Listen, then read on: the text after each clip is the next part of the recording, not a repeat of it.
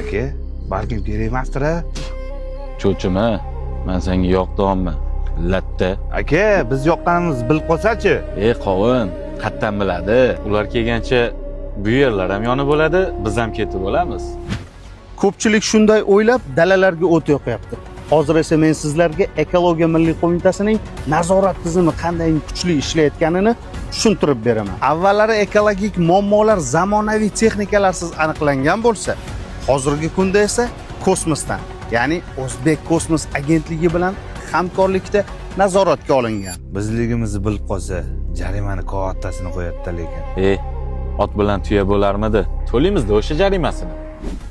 Hosildan bo'shagan yer maydonlarini yoqish Ma'muriy javobgarlik to'g'risidagi kodeksning 88-moddasi 3-qismi bilan javobgarlikka tortilishingizga sabab bo'ladi. Shuningdek, tabiatga yetkazilgan zarar va unumdor yerlarni yaroqsiz holga keltirganligi uchun jinoiy javobgarlikka tortilishingiz ham mumkin. Unutmang, barchasi nazorat ostida.